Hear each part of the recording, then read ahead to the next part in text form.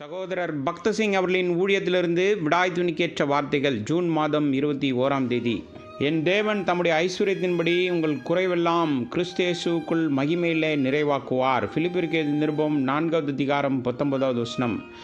இஸ்ரவேல் புத்திரர் ஜெருசலேமின் மதில்களையும் சுட்டெரிக்கப்பட்ட வாசல்களையும் மீண்டுமாக கட்டத் தொடங்கிய போது அவர்கள் தங்கள் எதிரிகளிடமிருந்து அதிக எதிர்ப்பை எதிர்கொள்ள வேண்டியிருந்தது.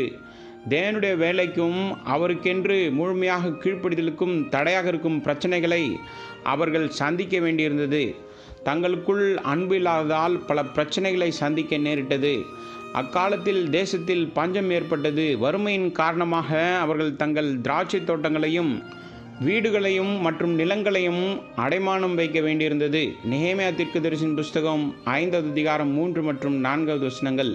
சில யூதர்கள் வட்டி வாங்க ஆரம்பித்தனர். விசுவாசிகளின் தேவைகளுக்கு நாம் உதவுவது நமது கடமையாகும். இதை செய்ய தவறினால் தேவனுடைய பணியை தடுக்கிறோம். தேவனுடைய பிள்ளைகளாக நாம் பணத்திற்காகவோ உணவிற்காகவோ பிச்சை எடுக்கக்கூடாது. சங்கீதத்தின் புஸ்தகம் 34வது சங்கீதம் 10வது வசனம் மற்றும் 37வது சங்கீதம் 25வது வசனம்.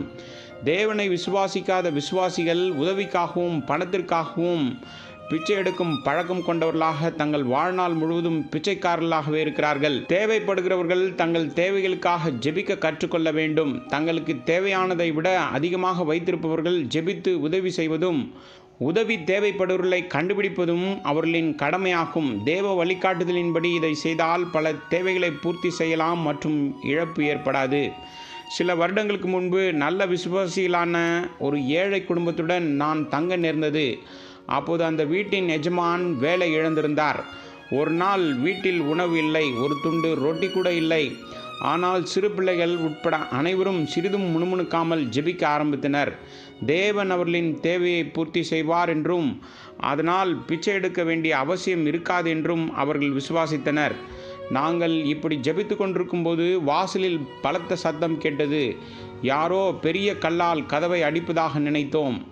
ஆனால் கதவை திறந்தபோது அவர்கள் முழு குடும்பத்திற்கும் போதுமான ரொட்டி, காய்கறிகள் மற்றும் பிற உணவுப் பொருட்களை கொண்ட ஒரு பெரிய பையை கண்டனர். விசுவாசிகளாகிய நாம் பிச்சை எடுக்க தொடங்கினால் தேவன் நம்மேல் பிரியப்பட மாட்டார். மேலும் நாம் பிச்சைக்காரர்களாகவே இருப்போம்.